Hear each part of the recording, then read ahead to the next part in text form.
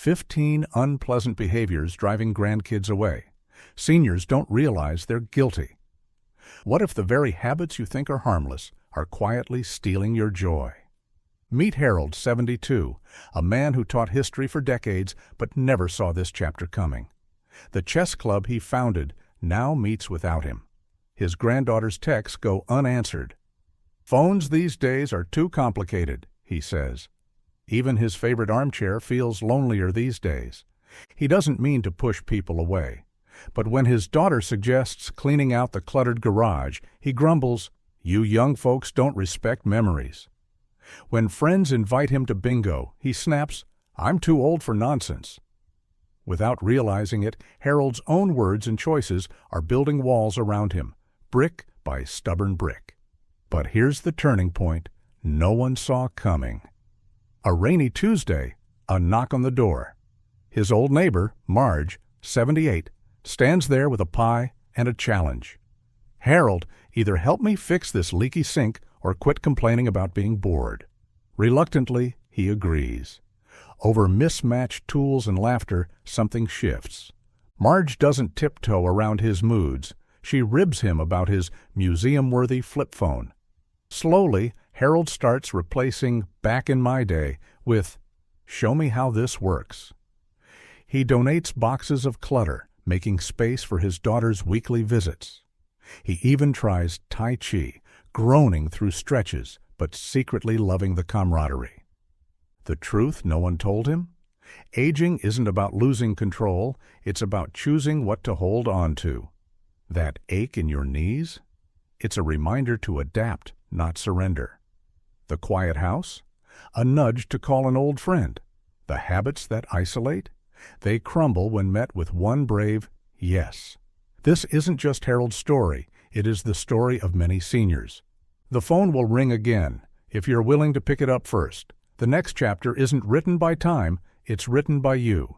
This is why these 15 helpful things have been crafted for your benefit.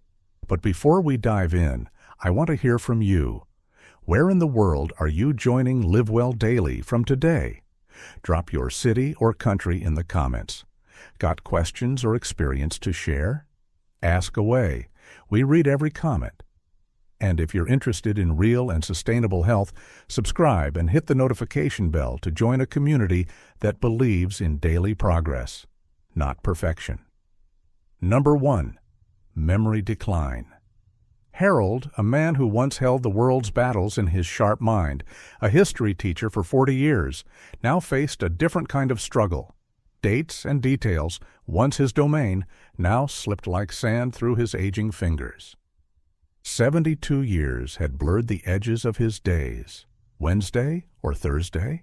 He couldn't be sure. His grandson's birthday passed unnoticed. House keys nestled in the cold of the refrigerator. The simple word umbrella vanished from his recall. His home still echoed his past precision, history books standing in ordered ranks. But inside, his thoughts were a scattered mess. When his daughter gently mentioned a missed lunch, a familiar defensiveness rose. Important things occupied my mind. The invitation to the faculty retirement lunch was met with invented excuses, a shield against the potential embarrassment of forgotten faces and absent memories. The shift arrived unexpectedly, carried in the small hand of his 10-year-old granddaughter, Emma. Finding him lost before a grocery list, she offered a child's simple solution. "Grandpa, when I forget things for school, I make a silly song. Want to try?" Her innocent approach bypassed his defenses. Ridiculous rhymes filled the kitchen as they tackled milk and bread. Phone alarms became his allies for medication. A colorful calendar bloomed with reminders. A small notebook labeled Memory Assistant by Emma became his constant companion, capturing fleeting thoughts and questions. The fog didn't vanish, but it thinned. Some days were clearer than others. Finally, he spoke the words to his doctor. "Something's happening to my memory." It wasn't defeat, but a quiet act of courage. At the memory clinic, he found others on similar journeys. A former architect shared the power of visualization for names. A retired nurse spoke of the comfort of routine. The old grumbles still surfaced. But when Emma asked about World War II and his thoughts momentarily stalled, he didn't falter. "Let's look it up together," he said, a gentle acceptance in his voice. Even history teachers need reference books sometimes. In acknowledging his limitations, Harold discovered a new strength, and his world, once shrinking, began to open again. Number 2. Withdrawal from hobbies. For 40 years, Harold's woodworking bench had been his sanctuary. The smell of sawdust, the weight of his favorite chisel in his palm, the satisfaction of a dovetail joint fitting perfectly. These were the rhythms of his happiest hours.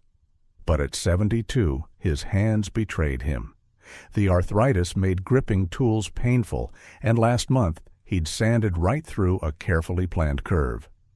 The unfinished birdhouse still sat on his workbench, a silent accusation.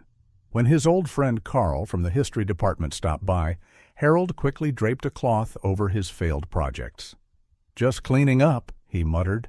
But Carl, who'd known him since their first year teaching, wasn't fooled. He ran a finger along the layer of dust on Harold's bandsaw.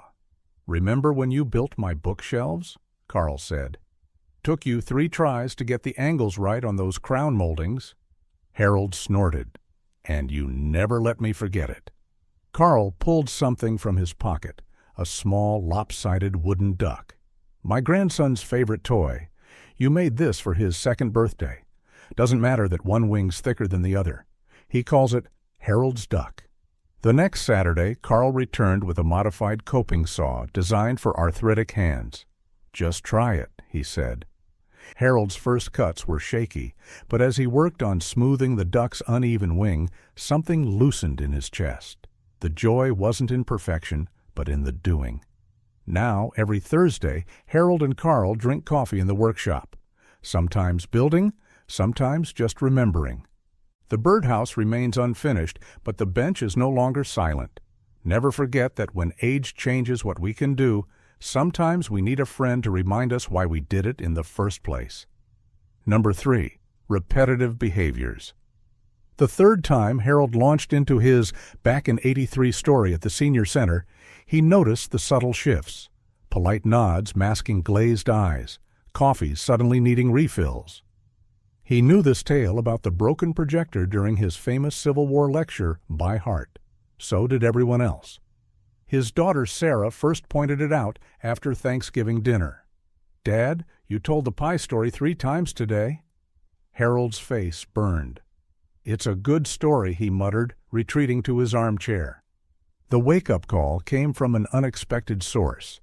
Marge, the no-nonsense librarian who ran the center's book club. As Harold began his projector tale yet again, she didn't fake interest. Instead, she slid a blank journal across the table. "Write it down," she said. "Then try this. Ask someone about their 1983. At first, Harold bristled, but that night he opened the journal, page after page filled with his oft-repeated stories. Seeing them laid bare, he understood. These weren't just memories, they were anchors. The next week at bingo, when his lips formed the familiar words about the '98 snowstorm, he paused. "But enough about me," he said, turning to widower Jim beside him. "How'd you manage that winter in your old truck?" Jim's surprised grin launched a 2-hour conversation Harold would actually remember. Now, Harold keeps 2 journals, one for the stories he loves to tell, and one for the new stories he collects by listening. The projector tale still makes appearances, but these days it shares the stage. What's the lesson to be learnt? Repetition comforts us when we fear new memories won't come. The remedy isn't silence, it's making room for fresh stories. Number 4. Medication mismanagement. The amber bottles on Harold's kitchen counter stood like a mismatched army, some half empty, others overflowing. He'd been a meticulous educator for 40 years, yet now he couldn't recall if he'd taken his blood pressure pill with breakfast. "Better safe than sorry," he muttered, shaking out an extra capsule. His daughter Sarah discovered the near miss on a surprise visit. Finding him groggy at noon, she spotted duplicate doses in his weekly pill organizer. "Dad, you took Wednesday's pills on Tuesday." Harold waved her off. "My system works fine." But that night he awoke dizzy, grasping at the nightstand for support that wasn't there. The intervention came from an unlikely ally, Ray, the gruff pharmacist who'd filled Harold's prescriptions for 20 years. "You taught my nephew," Ray said, sliding a blister pack across the counter. "Now let me teach you." He demonstrated the automatic dispenser with its piercing alarm, but Harold scoffed at the gadget. The breakthrough came when Ray appealed to Harold's academic pride. Think of it as your personal teaching assistant. He customized the device with history-themed labels. Waterloo for morning meds, D-Day for evening doses. Sarah added photos of Emma holding reminder signs for critical medications. Now, when the alarm sounds, Harold still grumbles, but he checks the dispenser. The bottles have retreated to the pharmacy bag, and his system includes Ray's monthly medication reviews. Last week, he even caught Sarah's misplaced thyroid pill in her purse. "Professor Higgins still has some tricks," he quipped. The dos and don'ts stare blankly at him. Seniors' please pride shouldn't outweigh safety. Modern solutions paired with personal touches can bridge the gap between independence and well-being. Number 5. Resistance to assistance. The fallen rake lay in the driveway for 3 days. Harold knew it needed picking up, just as he knew his knees would protest if he bent down. But when his neighbor Tom offered to grab it, Harold's response was automatic. "I've handled worse than this in my classroom for 40 years. It wasn't just rakes. The gutters clogged. The step stool wobbled. His daughter Sarah's weekly "Can I help?" inquiries were met with increasing irritation. "I'm not some helpless old man," he'd snap, even as his lower back ached from changing hard-to-reach light bulbs. The turning point came on a rainy Thursday. Harold found himself stranded at the bottom of his porch steps, gripping the rail with white knuckles, paralyzed by the slick surface. For 20 minutes, he stood there, too proud to call for help, too sensible to risk a fall. Mrs. Petrovsky from across the street didn't ask permission. She simply appeared with an umbrella and her late husband's cane. "My Henry refused one too," she said, thrusting it into his hand. "Then he broke a hip being stubborn. You're smarter than that, Professor." Something about her no-nonsense tone, the same he'd once used with reluctant students, pierced through. The next day, Harold surprised Sarah by requesting grab bars in the shower. "Not for me," he grumbled, "for when you visit and drip water everywhere." Now Harold keeps the cane by the door, just for rainy days. He's even been spotted accepting Tom's help with the garbage cans. Turns out, he told Mrs. Petrovsky last week, there's more than one way to stay independent. True independence isn't about refusing help, it's about choosing when to accept it. Number 6, missing the doctor's appointment.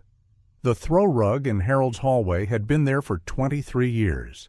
It survived 3 dogs, countless grandkids' visits, and even the great grape juice spill of 2012.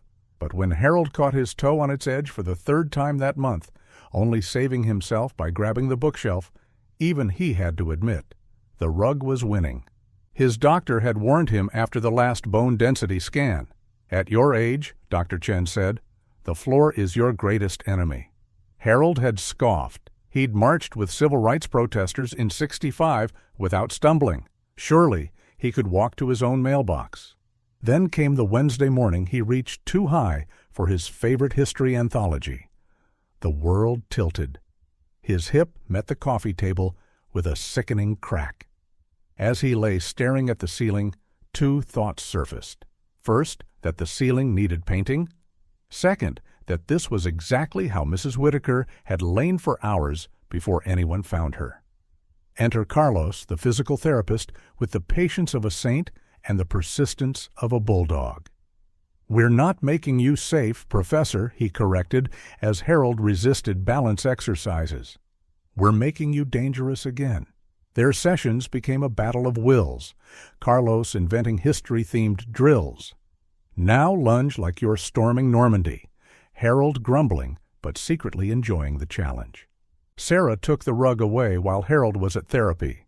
In its place, grippy flooring and a sleek cane Harold pretended was a walking stick. Last week, when Emma challenged him to a race in the park, he let her win, but only by a little. Falling isn't about weakness, it's about physics.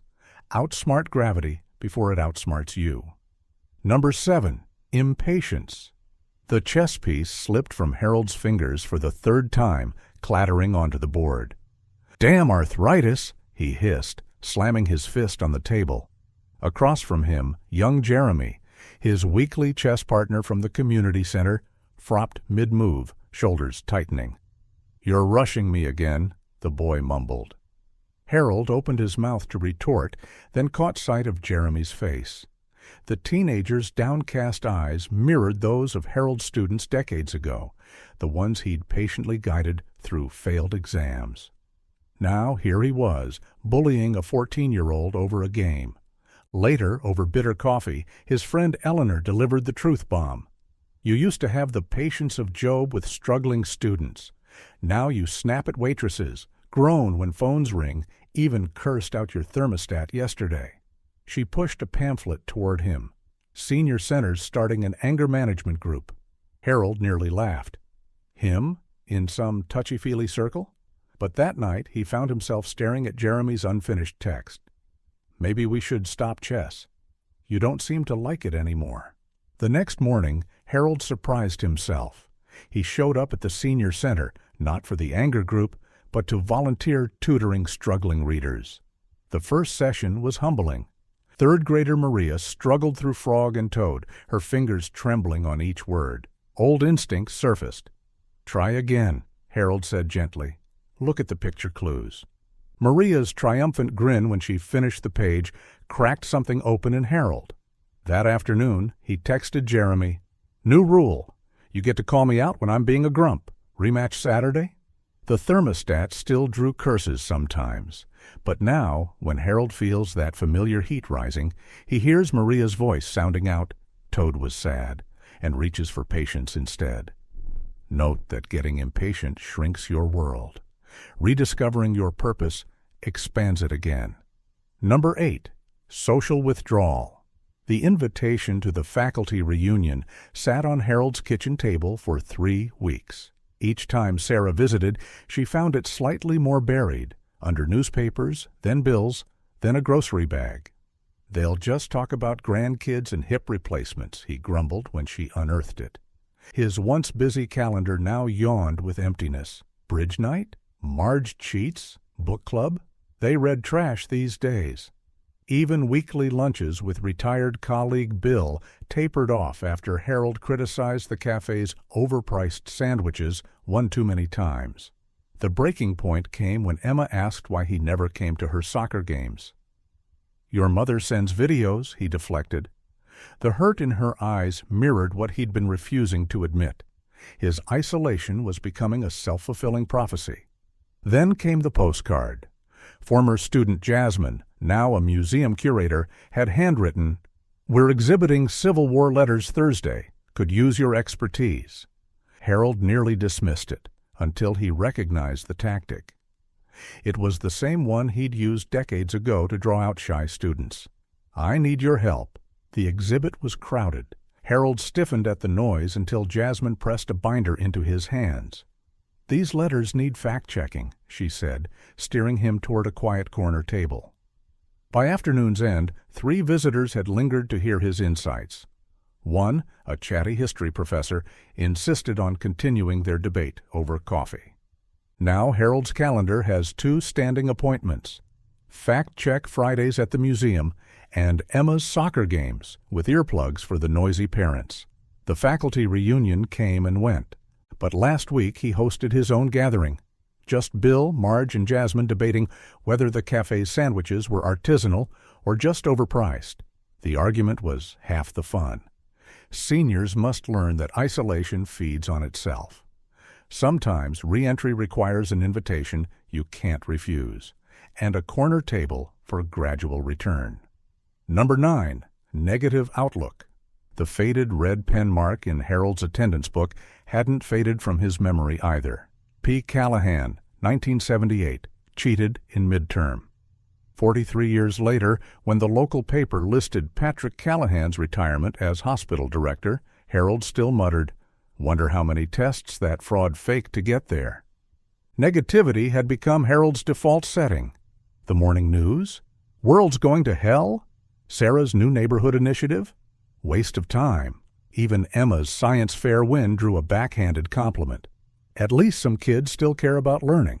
The intervention came from an unexpected quarter. Father O'Brien, the young priest at Harold's rarely attended church. "Heard you knew Callahan," he said after service. "We're building a free clinic. He's donating half the equipment." When Harold scoffed, the priest added quietly, "Holding on to anger is like drinking poison and waiting for the other person to die." That night, Harold dug out his old attendance books. Page after page of red marks. Not just Callahan, but decades of slights preserved like insects in amber. The weight of the binders surprised him. The next morning he performed a rebellious act. He donated the books to the Historical Society. "Research on 20th century education," he told the archivist. When she asked about certain marked names, Harold surprised himself. "Bright kid, struggled with test anxiety," he said of Callahan. The words tasted strange, yet freeing. Last month, Harold attended the clinic's opening. When Callahan approached, Harold extended his hand. "Heard you're the reason we got that EKG machine." The warmth in his voice surprised them both. Now when Sarah catches him grumbling about kids these days, she hands him 3 pennies. "Put these in your left pocket for every complaint," she challenges. "Right pocket for every good thing you notice." By evening, Harold's pockets jingle with proof. The world isn't as dark as it seems. In conclusion, grudges chain us to the past. Forgiveness, even silent, private forgiveness, is the weightlifting of the soul. Number 10. Blaming things that are constant or inevitable. The stairs to his own front porch had become Harold's Everest. Some mornings just buttoning his shirt left him panting. He blamed the weather, the mattress, even Sarah's cooking. Anything but the obvious truth his body shouted daily. "You're not 40 anymore." The turning point came during what should have been a triumphant moment, Emma's middle school graduation. As the crowd rose for the alma mater, Harold's knees refused to follow. He sat trapped in the folding chair, sweat beading under his collar, while around him parents and grandparents swayed to the music. That night he lay awake, not from pain, but shame. Dr. Lee, his new geriatrician, didn't mince words. "Your body's giving memos, Harold. Soon it'll send a certified letter." She prescribed 3 non-negotiable changes. 1. The 2-minute rule. Every TV commercial break, move, stand up, stretch, march in place.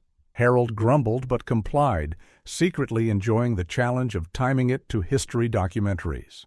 2. The protein pact. Sarah and Emma began joining him for power breakfasts, scrambled eggs with cheese, Greek yogurt parfaits. Muscle fuel, Dr. Lee called it. Harold pretended not to notice Emma slipping extra bacon onto his plate. 3. The sunset alarm. At 9:30 p.m., Harold's tablet now displayed his own handwritten note from their session. "Tired teachers make cranky students.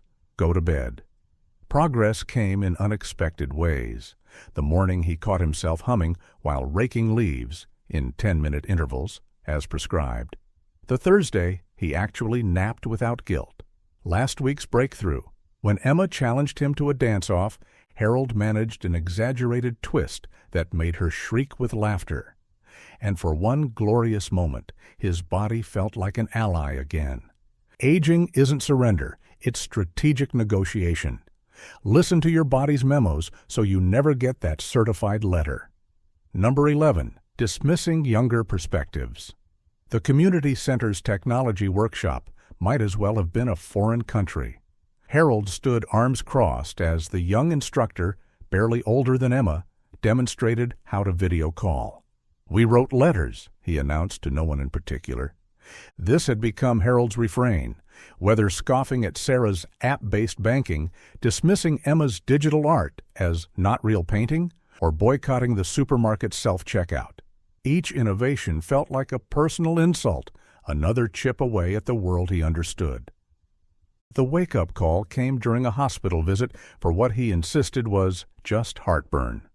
Nurse Patel, young enough to be his granddaughter, scanned his chart on a tablet. When Harold snapped that he preferred paper records, she didn't argue, just handed him her device. "Show me where it hurts," she said. "Use your finger." Fumbling with the screen, Harold accidentally zoomed in on his own EKG readout. The glowing lines mesmerized him. "That's my heartbeat?" For the first time, he saw proof of what Sarah always said. Technology wasn't replacing connection. It was creating new ways to see it. The next week, Harold made 2 rebellious acts. 1. He let Emma teach him to text with voice commands, though he still ends every message with proper punctuation. 2. He attended the Senior Center's reverse mentoring program where teens coach elders on social media. Now, when the self-checkout malfunctions, Harold still grumbles, but there's less heat in it. Last Thursday, he even caught himself explaining TikTok to widower Carl. "It's not all dancing," he said. "There's History channels, too."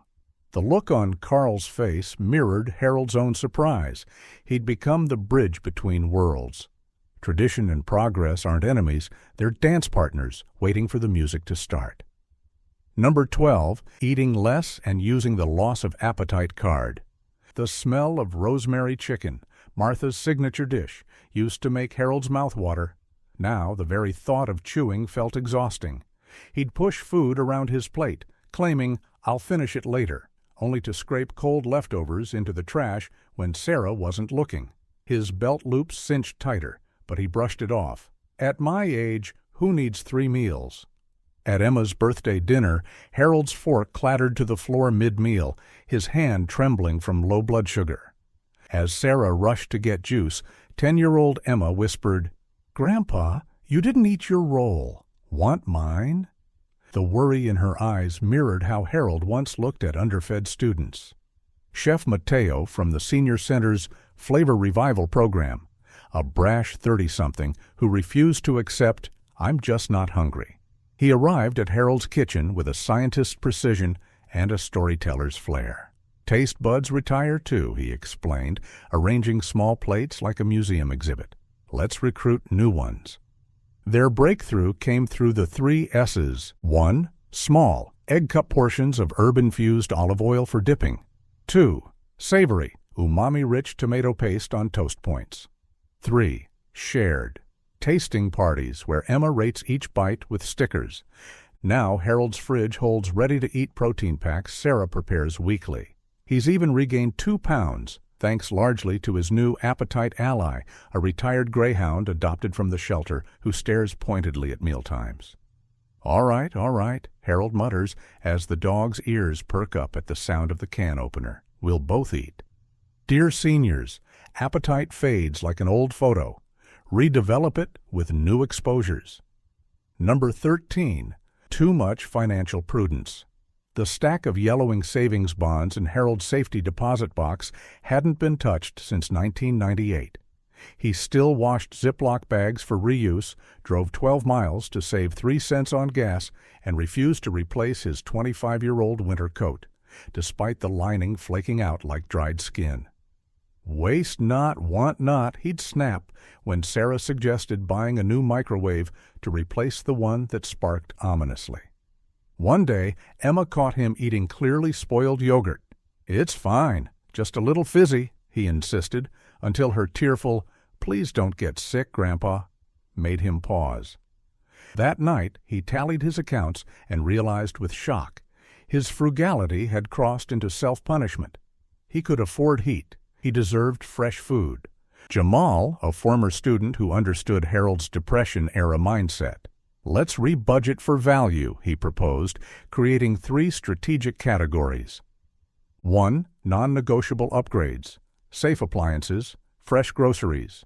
2. Joy investments, season tickets to the History Lecture Series. 3. Legacy spending, taking Emma to Gettysburg, flying, not driving 14 hours to save money. The transformation surprised everyone. Harold still clips coupons, but uses them before expiration. He finally replaced his dangerous space heater, discovering the luxury of even warmth. Most unexpectedly, he's become the family's unexpected generosity story, last month quietly paying for a neighbor's wheelchair ramp after hearing them discuss payment plans. Seniors, please know that thrift should nourish life, not starve it. Money hoarded becomes joy deferred.